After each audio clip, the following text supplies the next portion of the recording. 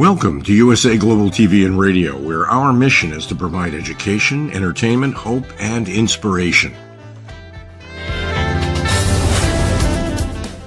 USA Global TV and Radio connects you with experts and audiences all around the world every single day to help you succeed in business and to live a richer life. Visit us at usaglobaltv.com to learn about career and life-changing training and mentoring programs like the Listening Mentor. Subscribe to our newsletter to stay informed about our special programs and offers. Discover how you can become a guest on one of our shows or a host or producer of a USA Global TV and Radio show of your very own. That's USA Global TV and Radio, where the doctor is always in.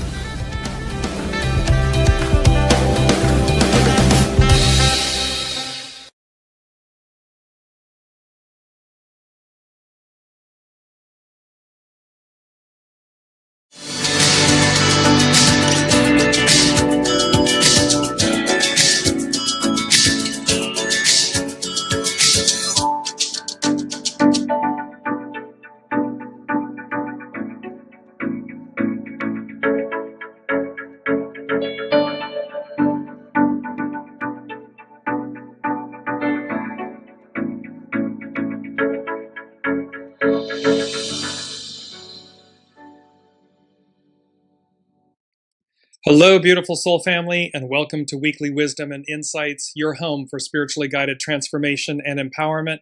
I am your host, Dearjames, and together with the unseen, Spirit, Source, and Symphony, we look at the current energies, the intuitive wisdom and insights, and we go as guided.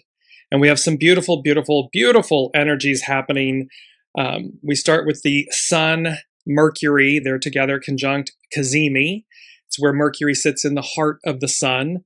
And it renews how we think, how we speak, our communication.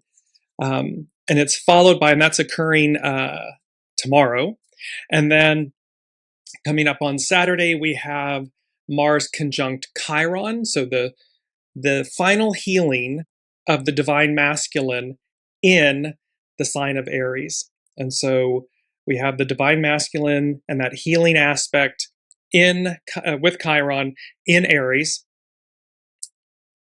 Later that same day, we have the new moon in Taurus. So new moons create new opportunities, new energy. Welcome, Alicia. Welcome, Heather. And so let's jump into the current main energies.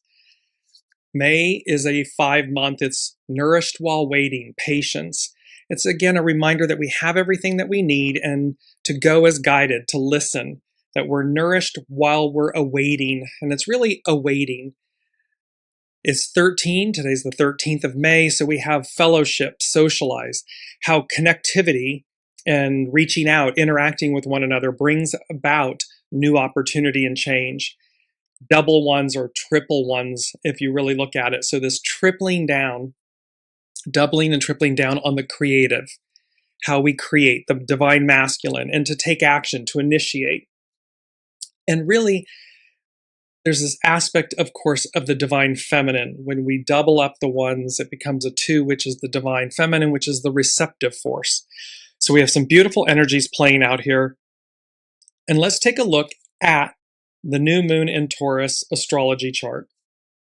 As you all know, I read the charts intuitively, and instantly what I heard, which was quite interesting, when I looked at this chart for the new moon in Taurus on the 16th of May, was fallout, be damned, and then the word countermeasures. And so fallout, be damned, and this is all going to tie together. You will see how this all ties together. The phrase fallout, be damned carries a strong spiritual connotation of reckless, unwavering commitment to a chosen path, regardless of consequences, divine judgment, or the destruction left in one's wake. So this can apply both in a negative manner, this whole fallout, be damned, ignoring your soul, ignoring the divine, ignoring your intuition.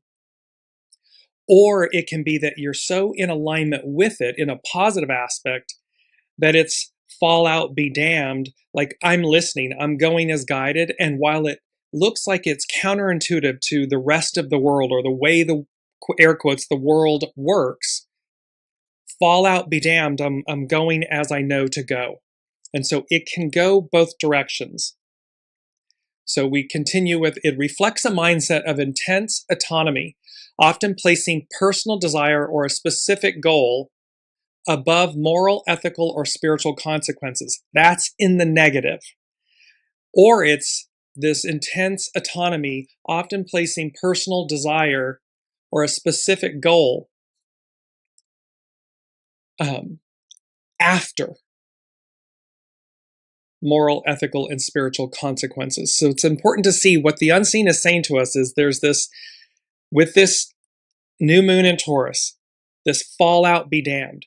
Because when we look at the world, we can see a lot of shadow forces that are fallout be damned. They're just railing through without recognizing the moral, the ethical, and the spiritual consequences. So they're highlighting that. But again, new moons are new beginnings, new opportunities.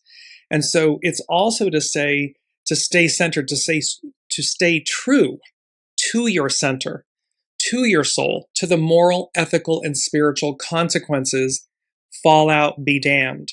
It's to not compromise. We talk about, they're selling their soul to the devil. Why would we want to live that way? Why would we want to choose that path? And so it's a defiance of consequences. It's to say, fallout, be damned, is to acknowledge that a chosen action may cause harm, fallout, or incur divine condemnation, damnation, but to proceed anyway. So again, we can see this. I hope that you're seeing this can be seen in the shadow, the negative, or in the positive.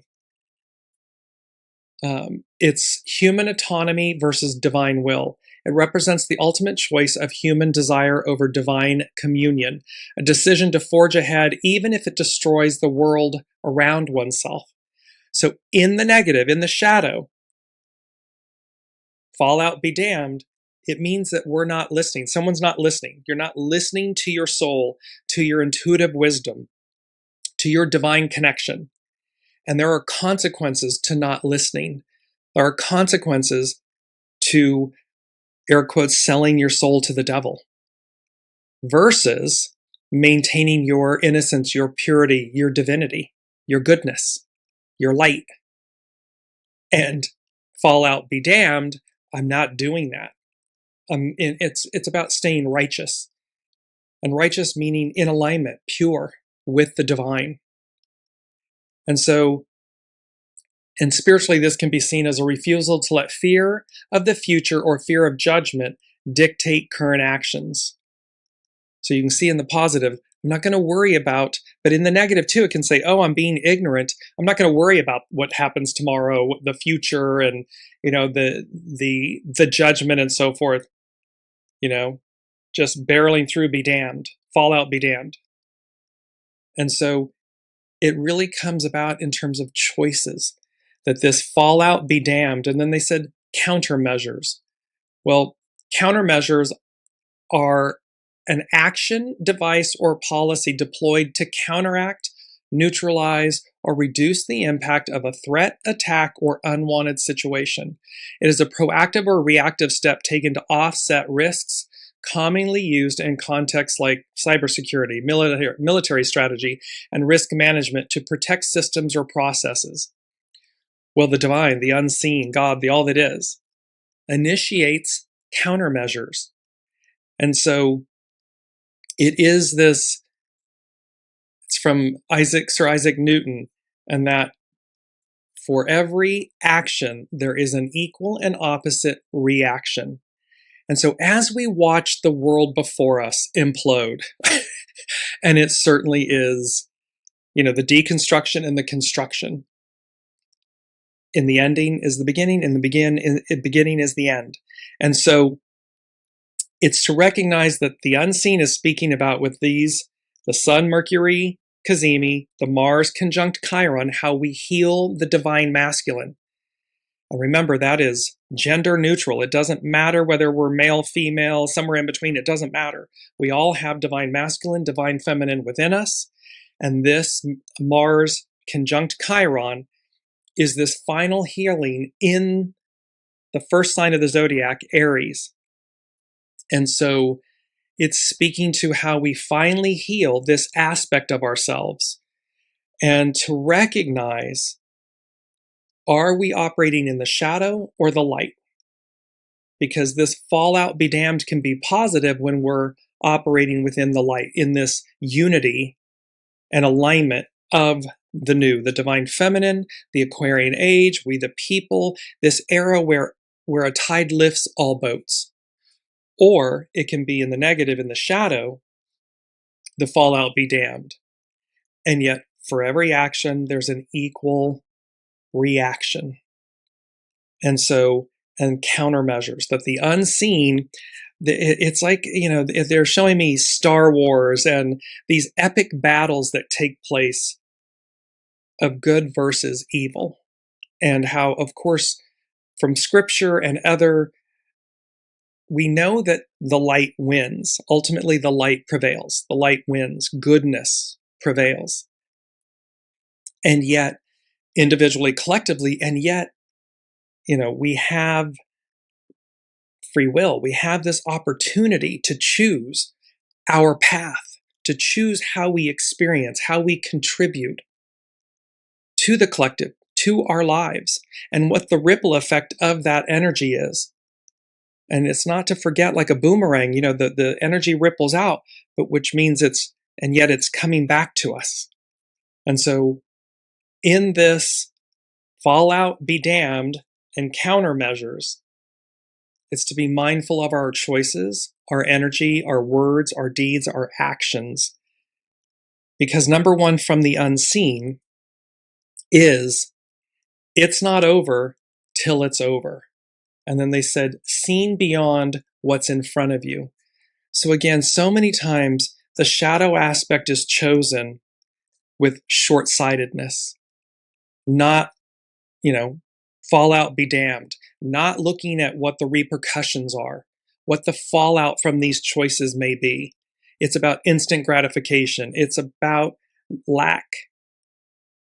And yet when we stay in the light within our centered unity, welcome Colleen, and we stay in that groundedness, then our choices, our energy, everything reflects a more future forward, future looking, this longevity of life, of choices, of goodness, and how that ripple effect, that boomerang, is coming back to us in a positive way. So there's a lot of positive versus negative, yin versus yang, in the sense of its shadow. And what are we choosing? Because the unseen is saying it's not over till it's over. Seeing beyond what's in front of you. So it's looking past the surface, pull back to see the bigger picture, so that the choices that we make individually and collectively reflect this utopia that we all want. When I say all, there are those that don't want this, or their utopia is one that is skewed. It's of shadow, it's of goo. And thereby, most people, most humans on the planet don't want that version or that octave of air quotes utopia. They want the purity of utopia, the goodness of it. And with new beginnings, new opportunities. Let's take a look at our main overall theme. And our main overall theme is movement, liberation from the past. And you'll see in this, we're working with the colors purple and the colors blue. Divine purple, divine feminine, it's royalty. Blue, divine masculine, it's royalty. And you see in the image the shimmering light on water, the movement of water. It's movement. It's liberation from the past. Where the water begins, precipitation and so forth, and the rain falls, and then it collects and it goes into streams and rivers and bodies of water. but it moves, and it all moves, migrates towards the ocean to then be, of course, it put into the collective and then drawn back up. This ripple. So we have movement, liberation from the past. Movement in a spiritual context symbolizes transition, transformation, and obedience to divine will. We have free will. So of free will, we can choose to be obedient to divine will, to our soul source connection. That can be an active, positive choice that we choose every day, in every instance. Somebody wants us to do something illicit, we say no. We have a choice to say no. Fall out, be damned. No, I will not succumb to that shadow energy. No, I will not become this shadow energy. No, I will not surround myself with this shadow energy. I'm going to stand in the light, movement, liberation from the past. And the waters, where they begin and where they end, are two different places, and yet they come full circle to continue the process, the journey. It's never the same. It's just like astrology. It's cyclical, not identical. And thus the waters, it's cyclical, not identical. So movement in a spiritual context symbolizes transition, transformation, and obedience to divine will, representing the active journey, active choices, active journey of the soul, rather than mere physical activity. Seen beyond the surface. It's not over till it's over. Seen beyond what's in front of you. It signifies breaking free from stagnation, growing closer to the divine, and allowing the spirit to guide one's life. It's about transformation and growth. Movement represents leaving behind old ways, symbolized by Exodus, to move toward a higher state of being, spiritual maturity, and destiny. This is about learning from our choices. Remember, there are no mistakes, only choices. So this is about learning from our choices. And how do we move closer to the divine, to divine will, not further away from it? Closer to the light, being one with the light, not further away from it. Welcome, Olivia.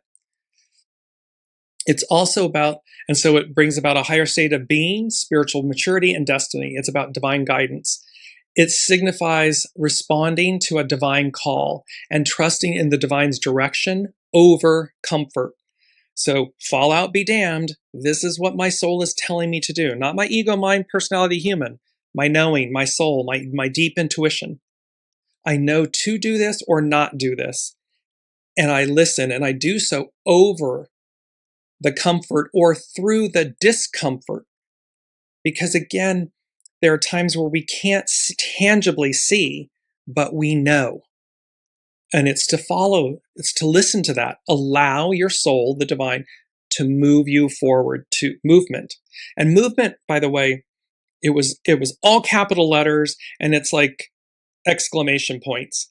It's a statement. It wasn't quiet or passive.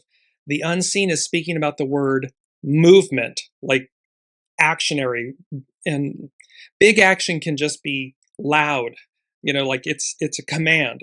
There will be movement. There is movement. That's what they're articulating. It's also about active life and hope. As long as there is spiritual movement, there is hope. A lack of movement indicates spiritual stagnation or atrophy, where fear restricts growth. So, of course, the only thing that ever gets in our way is the human, the ego, mind, personality. Our human gets in the way. Why? Because the ego, the human, the personality, fear gets in the way, and fear restricts growth. And then expression of the spirit. Spirit motion can be erratic and uncontrollable, like wind, representing the soul being moved by divine energy. This is speaking to the fact that it's not always a direct linear path. There can be twists and turns. It can be about you go here to go here to go here. It's our willingness to follow, be led. Hexagram 17, follow, be led by your soul. Because again, your soul knows the highest octave of your being, of your purpose, of what you came to Earth in this incarnation to do, to experience. And again, it's only our human that will block that or prevent that or get in the way. Key aspects are spiritual restlessness, a deep internal push to find purpose, meaning, and a closer connection to the divine. It can be about spontaneous movement, instances where the body vibrates, shakes, or moves uncontrollably during prayer or meditation, often associated with a surge of energy during a spiritual awakening. How the unseen speaks to you, through you. So through meditation, through knowing, listening, through walks in nature, water magnifies and amplifies the messages. So how this can happen, it can be spontaneous. And it's movement as stewardship, a why, a strong enough why, enough to overcome apathy and take steps toward fulfilling a divine mandate. So again, it can be so loud, so powerful, your knowing, your intuition, what presents itself, that you just know to do it. Fall out, be damned. Movement. And that there are always countermeasures. Like the divine is always countering. If you notice, the divine is always, when the human overrides the soul, the divine, it's like this incredible, it's like a GPS system, a God positioning satellite is what I call it. And all of a sudden the deck shuffles and everything's going, and it's going, okay. And like a car's GPS, it's trying to get you back onto, it's rerouting you. It's wanting you to get back on the main route or the main direction. That main route, that main guidance is the easiest, quickest, most efficient path. It knows where to go, how to get there, what to do. And so it's always pulling us to true north. Free will. Are we listening? Do we choose to listen and hear it? So this is movement. And then we have liberation from the past.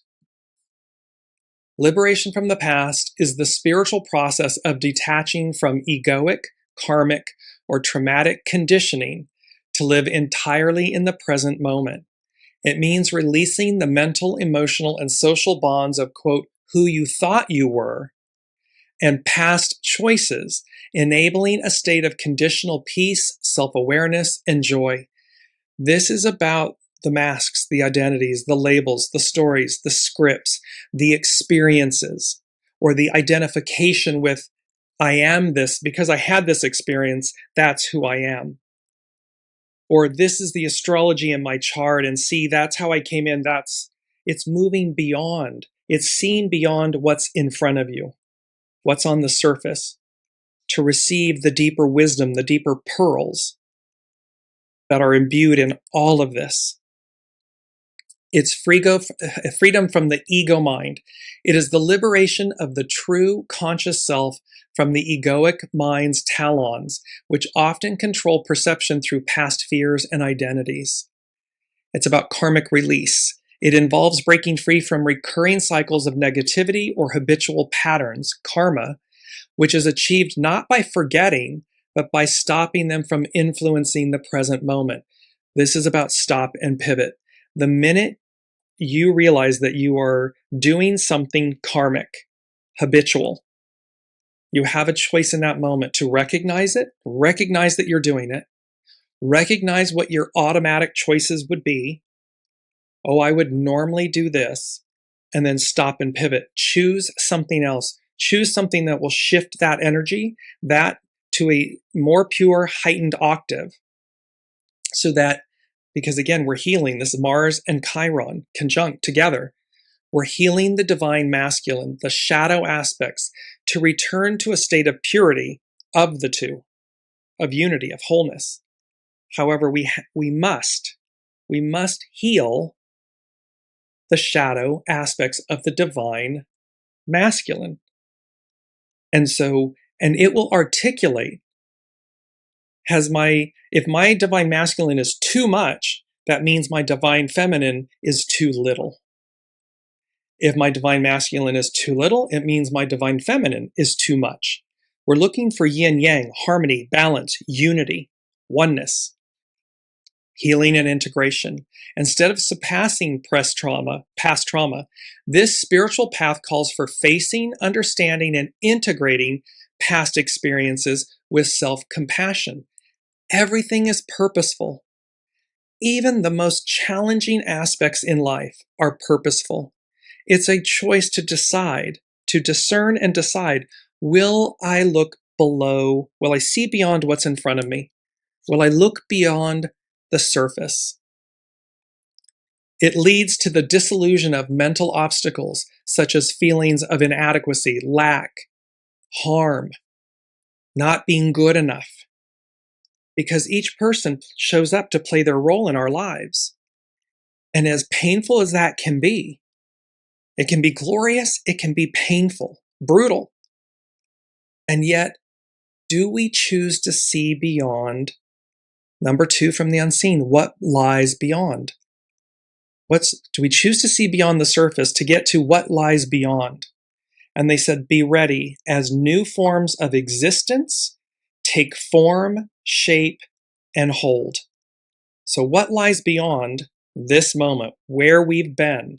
We've got movement, liberation from the past. New moon in Taurus, it's grounded. It's an earth sign. Taurus is an earth sign. And the unseen is saying to it, it's number 2, the divine feminine, what lies beyond, ... Be ready as new forms of existence take form, shape, and hold.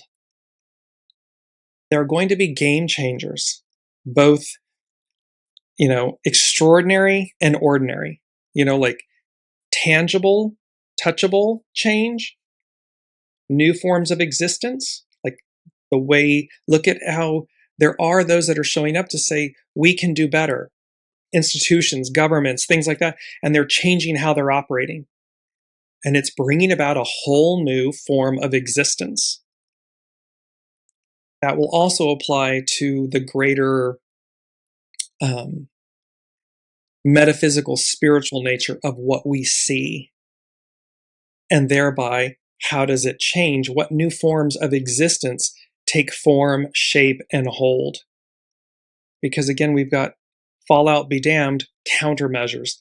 The unseen, the all that is, the divine, is initiating countermeasures because, again, remember, all as above, so below, all the outer planets shifted into new signs. They are harmonically working together, that beautiful mini grand trine that's playing out.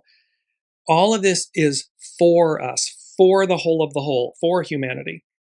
And thereby, it's this epic battle of good versus evil, which has been playing out for some time, light versus dark, and the countermeasures that get initiated to ensure the outcome. It's already told to us that the outcome is assured. We're literally walking through the process of it, the experience of it, and the unseen is saying, now be mindful of your contribution, of your choices, of your energetic ripple. Because 8 billion souls, and we're just, this universe, this cosmos, but we're all interconnected. And so how are your individual choices, energies, your mindset, contributing to your individual ripple and the collective ripple? Colleen is saying it has to be better than this. Yes, and it is. And the outcome is assured. We know this. However, as we've said, that chained down dragon and its head and neck wailing and flailing before that swift, and the neck and the head are, removed. This decapitation. Keep that in mind. We're going to come back to that because there's an astrological aspect that's occurring with the star Algol in the head of Medusa. And so this aspect of how the neck of the dragon, the head and neck of the dragon get lopped off. And it's about living in the now. It means ceasing to be imprisoned by feelings or memories from the past and anxiety about the future. enabling the individual to experience life as a witness, observing thoughts without becoming involved. This is, we are not our experiences, we are the custodian of those experiences. We have divine will, soul source connection, and we have free will. How we place free will in service to divine will so that we can observe our experiences and not become them. It's the beautiful quote, allow your life experiences to refine you, not define you. So this is about moving past the surface, and it's not over till it's over. And this movement, this liberation from the past. And Colleen is saying, laughing out loud, too much responsibility. And yet it's yes, and yet it's no. No, it's not. It takes great depth to choose to listen, choose to refine, choose to be the custodian of the experience, not become it. But it all comes down, once we realize it's really about choice. It's always about choice. And the beauty is, here's this beautiful original intelligence, this soul source connection, the soul, the divine, the unseen, guiding 8 billion plus souls on the planet masterfully. The greatest, simplest choices, and are we listening? Are we going as guided, or are we detouring, bucking the system? Are we letting our human override our divinity? And lastly, it's about detachment. Liberation is the conscious decision to drop mental attachments to past accolades. There's those stories, scripts, labels, identities, masks, belongings. So these past accolades or injuries, experiences, often described as a form of sacrifice or inner freedom from compulsion. So it's about, are we consciously choosing to liberate ourselves? Liberation from the past. We are not our past experiences. We are not our past choices. They are all purposeful, no matter how challenging and dark they may be. Somewhere within them, the soul masterfully crafted that experience so that the soul transmutes, transcends, ascends to a higher octave of experience, of being. It's not always pretty, but it doesn't mean that it's not purposeful. So just bringing up the image again, movement, liberation from the past. And we have this beautiful quote that's said by Martha Graham that says, nothing is more revealing than movement.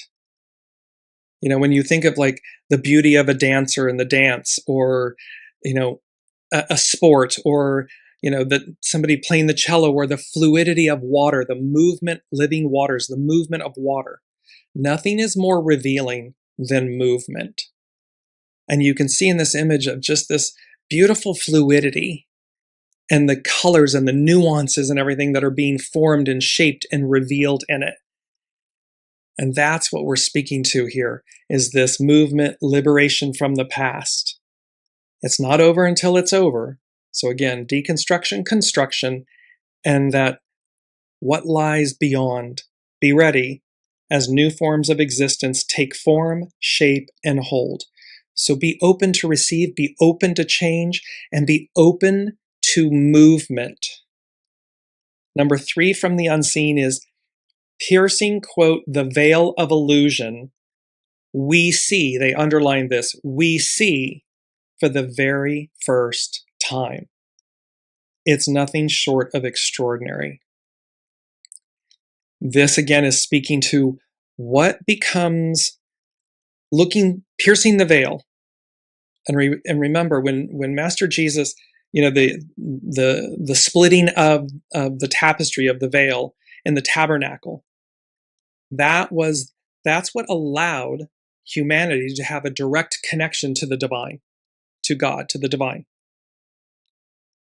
Well, this piercing the veil of illusion, so much of these last 2,000 plus years, or perhaps 5,000 years or 6,000 years, what we've been told, what's historical, what we've been told versus what's been concealed, hidden. And once we pierce the veil of illusion, we see, there's clarity in this, we see for the very first time. It's nothing short of extraordinary. So that says there's nothing to fear. So do not buy into fear. Do not buy into hysteria, fear, worry, all of this. Again, stay centered and look for what is being revealed so that we can see it for the very first time. We can understand it. It'll be a knowing. It will speak to us. Again, it won't be a human aspect. That may get triggered. That may come about. However, the issue is about recognizing, okay, hold on. Now let's see beyond what's on the surface. Let's sit with the truth that is going to be revealed. Because the truth will set you free, right? The truth reveals. And this is all about what gets revealed. It's about where we are, meaning where we're going. These beautiful opportunities. We're going to jump to astrologer Juliana McCarthy from etherealculture.com, and she's speaking about the astrology of May 2026, eruption and awakening. So see, you can see the eruption of things, the piercing of the veil, which creates new beginnings, which creates awakening, awareness. So Juliana McCarthy, etherealculture.com. May is a pivotal month filled with eruptions and awakenings. Pluto and Uranus, the great planetary disruptors, dominate the sky, initiating irreversible change. We begin the month with a charged Scorpio full moon that took place on the 1st of May. Whatever we have suppressed within our bodies, relationships, or words finds its way out. This is Mars conjunct Chiron, healing the divine masculine. It's also the Sun-Mercury CAZIMI, how we think, communicate, articulate things. Mercury represents celluloid, things that are recorded in perpetuity. So whatever we've suppressed within our bodies, relationships or words, finds its way out. Pluto then stations retrograde, that occurred on May 6th, intensifying pressure while turning our attention toward patterns we've been clinging to the past, their expiration dates. So Pluto is going to be retrograde for about 5 months. It began May 6th, and it's intensifying the pressure to turn inward, to look at our patterns. What are our choices? Patterns are choices. They're habitual. And where we've been clinging to something that's past its expiration date. The month's most auspicious transit arrives on May 16th. That's coming up, when a gorgeous Taurus new moon forms conjunct Mercury and Uranus while sextile, harmonious aspect, sextiling Jupiter in Cancer. We may feel uplifted now as opportunities reveal themselves, things being revealed, and doors open easily. So where we've just been slogging along or really searching for change and desiring change and opportunity and uplifting, it's arriving. Here it is. So we may feel uplifted now as opportunities reveal themselves and doors easily open. Simultaneously, Mars makes its final conjunction together to Chiron in Aries, the last in this sign for decades. This marks a long-awaited close to years of healing our wounds around identity, confidence, desire, and masculinity. We are ready to turn the corner and find our way back to ourselves and more loving connections. As the month progresses, the air becomes electric. Mercury enters Gemini on May 17th and conjoins together with Uranus, followed by the Sun. This is the first Gemini season with Uranus present So Uranus is in Gemini. So this is the first Gemini season with Uranus present in nearly 80 years. We're quickening our thoughts, communication, and perception while new connections snap into place. The way we've oriented toward life begins to feel lighter, less fixed, more alive. Movement, living waters, this flow, being in the flow, which brings about an electricity, an alive. It's no longer stagnant or stuck. It's going to be very fluid and electric. On May 26th, Pluto, the Lord of the Underworld, squares Mars, the divine masculine, and trines the Sun, life force, calling for a final deep layer of spring cleaning, this releasing. The planets are reaching into the depths of our fears and psyches to shake them out. Remember, it's the mandrakes from Harry Potter. We're being uprooted from this small pot to be transplanted into a much larger pot. There is disturbance. There is discomfort. There is dis-ease, meaning, it's uncertainties, fear. However, just like any great, when you transplant a plant, it kind of goes into shock for a little bit, few days or whatever, and then all of a sudden it's like it takes root in its new surroundings, in its new environment. New forms of existence take hold, form, and shape. And then it thrives. It requires care. It requires attention. And if you've ever noticed, you can Google on YouTube and search on YouTube and see, take plants, flowers, plants, living plants and flowers and so forth, place them towards positive energy, music, vibrations, they thrive. Put them next to play, disharmonic, negative things, they wilt, they shrivel, they die. It's documented. You can see it. If that's happening to plants, it's happening to you. It's happening to our human. So it matters. The people, the places, the things, the energies, the words, all of this matters. And when we place it, this is where, we're either coming to life, we're blossoming and thriving, or we're shrinking and dying. It's one of the two. So the planets are reaching into the depths of our fears and psyches to shake them out. Confrontations may arise, but they're helping expose the last major truths we're still hiding from, while stripping us down to our most authentic selves and desires. Because the unseen in these energies, the future, the matriarchal Aquarian we the people age, it wants the best of us and for us and from us. It wants the best. The best is the highest octave, the most pure, the most authentic, the most true. What we came here to do, to be, to bear witness to. A second full moon, a blue moon, a second full moon arrives in Sagittarius on May 31st, trining Neptune and Saturn in Aries. A trine is a harmonious aspect in astrology. By now, something has genuinely shifted. We feel different in body and perspective. This is what Uranus and Pluto are offering us. Change that we felt coming for so long, but was never quite reachable. We may even start to forget the struggles that got us here, like the pain of labor dissolving after giving birth. The textures of our new orientation are so vivid and present that we can barely remember what came before. So the textures of our new orientation.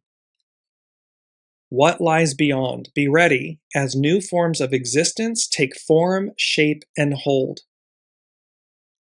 So they will be, this new orientation is so vivid, is so present, so new, so unknown to us, that we can barely remember what came before.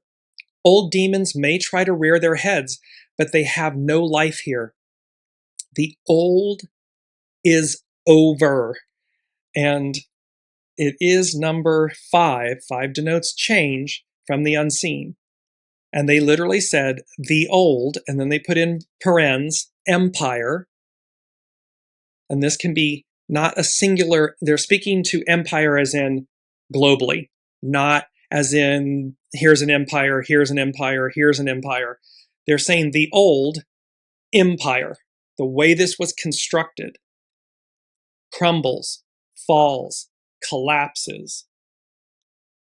And they said, beware of falling debris. I'm going to come to debris in a second. I want to finish up with Juliana McCarthy at etherealculture.com. So old demons may try to rear their heads, but they have no life here. The new frequencies won't allow them to breathe, much less torment us. Our excitement and the vast breadth of possibilities are sparkling and ready to grow brighter still, even amid the chaos of enormous change. The deconstruction is going to continue simultaneously while the construction takes hold, begins, continues. In the midst of eruption and awakening, may we trust that what has been falling away is nearly finished. May we answer the beaming light calling us through doors that were open all along. So this is where Colleen's saying, all I need healed and everything. Yes, so the old empire, the old, and then parens empire, crumbles, falls, collapses. Beware of falling debris. Debris refers to scattered pieces of waste, rubbish, or the remains of something that has been broken, destroyed, or demolished. It commonly signifies rubble, wreckage, or litter, such as broken glass after a crash, ruins after a disaster, or scattered tree branches after a storm. It is the leftover material from an explosion, accident, or destruction. The unseen is speaking here. It's number 5 about change. That the old empire crumbles, falls, collapses. Beware of falling debris. Falling debris can be people, places, things, ways of life, thoughts, emotions, leaders. So it's to recognize movement, liberation from the past. The old is collapsing, deconstruction. The old is collapsing. The new is being constructed. It's present. We can see beyond. We must, in order to really receive it all, we must see beyond the surface. We must be open to what is arriving, what is beyond where we are, how it will be different, how it may be revelatory, like we've never experienced. It's extraordinary. It's something that we've not experienced before. And yet, beware of falling debris. Be mindful of the people, the places, the things that you are releasing, letting go of, and not allowing debris falling, not letting that fall on you, attack you, harm you. Move past it, move through it, move beyond it, so that you're in open, wonderful, blue skies and, whatever the image is, an open field, but there's not debris falling on you. Because that debris can be people, places, things, ways of life, emotions, thoughts, leaders, these types of things. Now let's move to Astrology by Lauren, and she is speaking about hope in the midst of change. She begins with a quote by King Whitney Jr. Change has a considerable psychological impact on the human mind. To the fearful, it is threatening because it means that things may get worse. To the hopeful, it is encouraging because things may get better. To the confident, it is inspiring because the challenge exists to make things better. So, Astrology by Lauren. We are in rare times. All the major outer planets have recently changed signs. Entering new territory, we suddenly find ourselves trying to get our footing. But by virtue of these outer planets shifting together, is that they are doing so in uniquely supportive ways. That's that mini grand trine and everything. Neptune in Aries will sextile Pluto in Aquarius through 2036. when they begin to separate a bit by degree, its impact is on the collective. Its impact on the collective could feel like a correction, putting a greater emphasis on local community-focused initiatives that can literally change the world from the bottom up. We're seeing this. I just saw an article about Mayor Mondami coming into office with a 12 billion, with a B, billion deficit.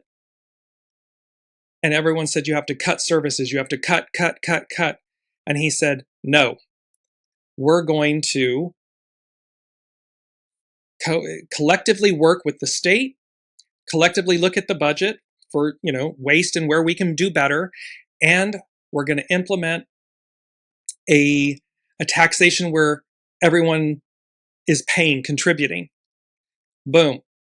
No deficit, balanced budget, zero. This is about community-focused initiatives that can literally change the world from the bottom up. Do the powers that be, does the past energy, does the shadow of the divine masculine, the patriarchal, like this plan?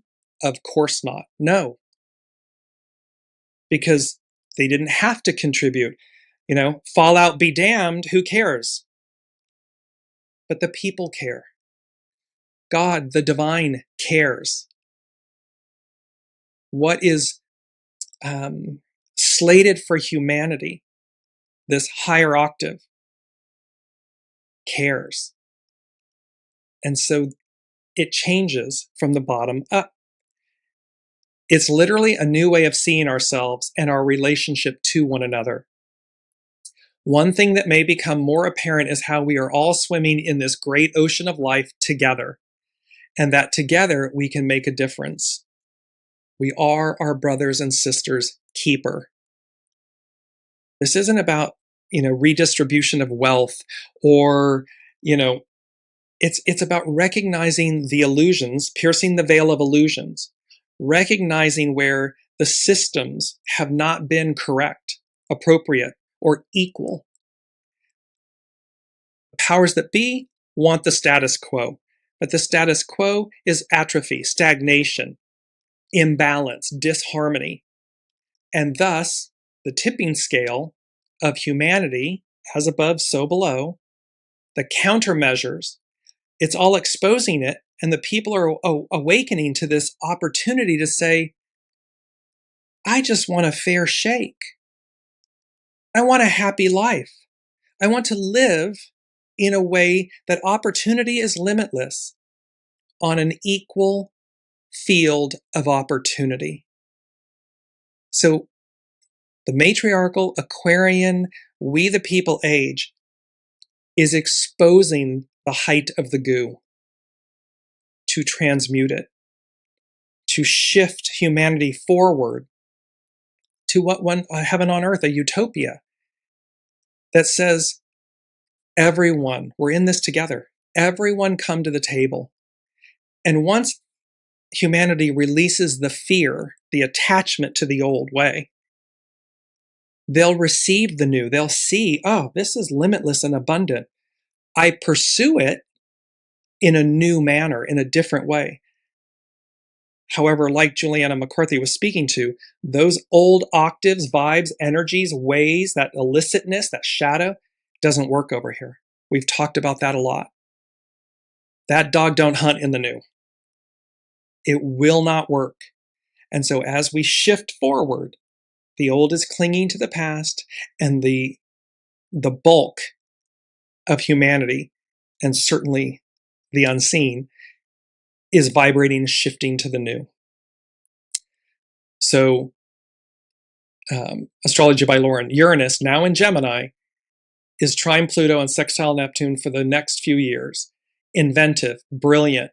Uranus dares to show us that we don't have to keep doing things the way we always have in the past. That there are better, more innovative ways of doing things that could literally transform the society that we live in. Once again, this is only further strengthened by our recognition of our interconnection with one another socially, economically, and globally. And I would add spiritually. One body. This becomes ever more intense as we approach July, when all three planets, joined by Jupiter, so we're talking about Uranus, Pluto, and Jupiter, will all be at 4 degrees of their signs. It will become exact, meaning again exact together at the same degree, in 2027 at 6 degrees of their signs. So you see how this is playing out. And there's long-term effect. We're talking about 2027, 2036. And we are being brought along for the ride. As above, so below. These are transits of change, of innovation, of possibility, of hope. Jupiter's opposition to Pluto will be the catalyst as shifts in power are becoming intolerable. This is a collective change, but we will all be participating in this exonerable effort when humanity as a whole dares to take that step on to the next plateau, that next octave of our evolutionary journey. And she concludes with a quote by Barack Obama, President Barack Obama: "Hope in the face of difficulty, hope in the face of uncertainty, the audacity of hope. In the end, that is God's greatest gift to us, a belief in things not seen, a belief that there are better days ahead." We have this opportunity, and what lies ahead? It's number 4 from the unseen. We had this a few shows back, and they said, picture perfect you. You've waited for this a very long time. You've awaited this a very long time. This picture perfect you, this picture perfect us, utopia, heaven on earth. And they said, rejoice. And it's our third quote that says, those who follow as life flows know they need no other force. This is Lao Tzu. So those who those who flow as life flows know they need no other force. This is about being in the flow with your soul source connection, your divinity, the unseen.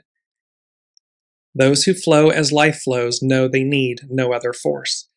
This is saying we don't need anything other than our soul source connection, our GPS.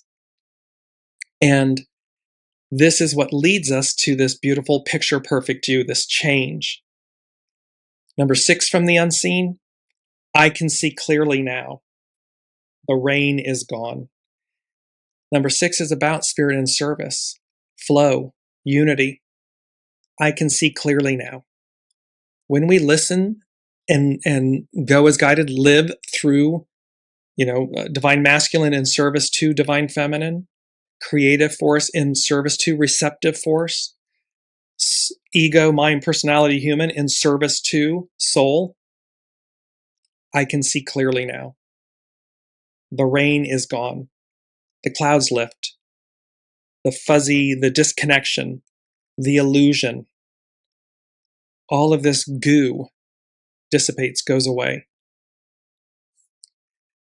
We're looking finally at North Point Journal. This is Pam Youngin's North Point Journal, and she's speaking about the new moon in Taurus. A new lunar cycle begins at 1 p.m. on Saturday, May 16th, when the sun and the moon rendezvous at 25 degrees 57 arc minutes of Taurus. This is a highly significant new moon, strengthened by its close conjunctions with Ceres and Mercury in late Taurus, and by its proximity to Uranus and Sedna in early Gemini. The sign of the bull is associated, Taurus, the sign of the bull is associated with stability, sustainability, our connection to nature, our capacity for self-reliance, and other practical concerns. With the new moon tightly conjunct together with nurturing Ceres and conjunct together with messenger Mercury, there may be news or communications regarding food sources, nutrition, the environment, and other tangibles that we rely upon. At the same time, surprising insights, unexpected events, or sudden awakenings are possible due to the activation of Uranus and Sedna. Together, these two planets initiate a process of liberation, movement, liberation from the past. So they initiate a process of liberation, transformation, and breakthroughs. With their alignment occurring in Gemini, the twins, we are breaking free from limiting mindsets, letting go of old stories, and learning to speak our truth. The energies of the Uranus-Sedna conjunction are building throughout this month, leading up to their exact alignment on May 24th. Saturday's new moon will also activate the fixed star Algol, which is currently at about 26 degrees, 30 arc minutes of Taurus. Algol is a binary star in the Perseid constellation. In ancient astrology, the star was seen as an omen of misfortune, destruction, and chaos and extreme events. Most modern astrologers agree that Algol's activation, so when a planet activates it or is next to it, conjuncts it, or aspects it, often corresponds with intense transformational times when suppressed emotions rise to the surface and some encounter their own inner demons. The star is located in the part of the constellation that forms the head of Medusa. So figuratively, we may see some people, quote, losing their heads. We're talking about the dragon and its head, its neck getting decapitated, sliced off, representing the old, or being incapacitated in some way. So figuratively, we may see some people losing their heads or being incapacitated in some way. However, there are some very positive modern interpretations of Algol/Medusa. Specifically, the star represents feminine strength when faced with patriarchal oppression and the ability to rise above victimization. Synchronistically, these same qualities are associated with dwarf planet Sedna, which is also in the spotlight at the new moon and throughout the new lunar cycle. So we have this beautiful opportunity. There is a major transformation, change, breakthroughs occurring. It is simultaneously occurring as the collapse of the old occurs, the deconstruction of the past. The unseen is speaking so loudly about all capital letters, movement. It's not subtle. It's not a suggestion. It's not quiet. It's loud. It's formidable. It's prominent. Movement. Liberation from the past. Fallout be damned. Countermeasures. It's not over till it's over. Seeing beyond what's in front of you. And this piercing of the veil, we see for the very first time, it's nothing short of extraordinary. For millennia, the powers that be have not wanted the masses to see beyond the veil, to know the truth. Because that means liberation, empowerment. That means their power collapses because it's been manipulated, controlled. It's inauthentic. It's artificial. And when the truth of that is revealed, exposed, it awakens humanity. It awakens the soul. It takes us back to Master Jesus at the temple, tossing the tables, saying to the powers that be of the temple, you bar from the people what is rightfully theirs.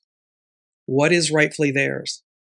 The Father, the divine, the connection to the divine, their divinity. And he said, don't pray in public and do all of this public stuff. Go in the solitude of your closet and pray alone. Speak to the Father alone. This is where your soul source connection, your direct empowerment resides. It's ever present, and thereby it delivers us. Last but not least, we have our key word, which is clarity, spiritual clarity. And spiritual clarity is the profound understanding of one's inner truth, purpose, and connection to a higher power or cosmic reality. It involves seeing life beyond ego, beyond fear or worldly noise, allowing for conscious, aligned decision-making.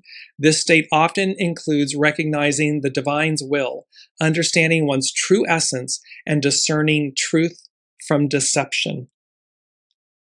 And our mantra is fearless, not afraid. It's to be fearless. Fearless, fall out, be damned, fearless when we are aligned with our soul source connection and we're going as guided. Fearless, not afraid. And lastly, number 7 from the unseen, they said, onward, Christian soldiers. The greatest act of defiance. So onward, Christian soldiers, the greatest act of defiance. This army of and for good and light over evil, or light over darkness, good over evil. And onward, Christian soldiers. In the 1912 Progressive National Convention, which nominated Theodore Roosevelt for president in the 1912 United States presidential election, the song was adopted by the delegates as their anthem, and Roosevelt said that his Progressive Party was going to, quote, battle for the Lord.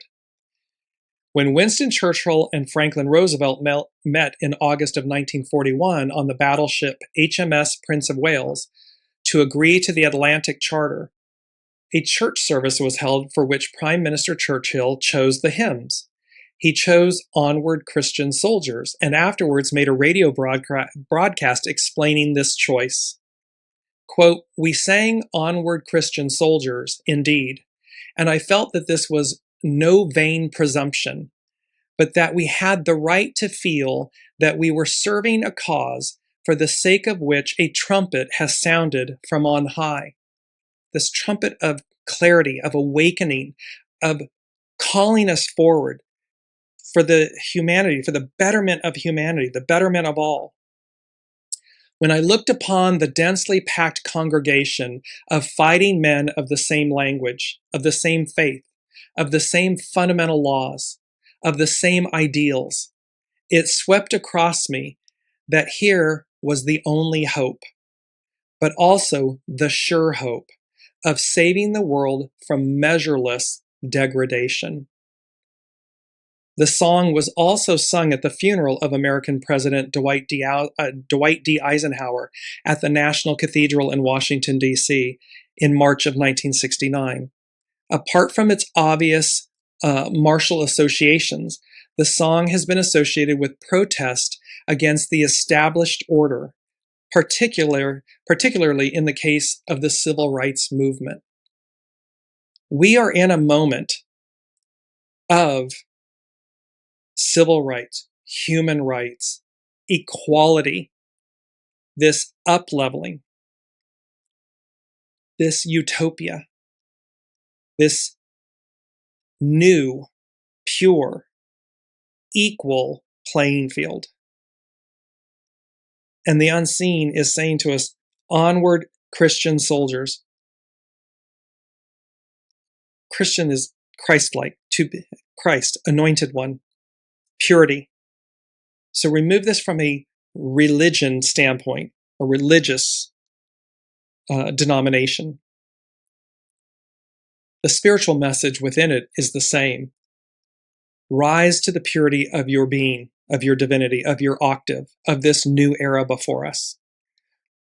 And it's a movement that instills hope and determination and pride and vitality because it's of the greatest of us all. It's this highest octave of humanity, heaven on earth. And it's a choice. Will you choose it? Will I choose it? Will we choose it? It's destined. It's a fait accompli. We know this. The light prevails. It's simply a choice of where are we, you, us, on that path. Are we on the right side of history? Can't wait to see you all next. Thank you all so much for your love, your energy, and your presence, and your time, your contributions, your comments. Can't wait to see what the unseen has in store for us next. Until then, be well and keep choosing wisely. We'll see you next week.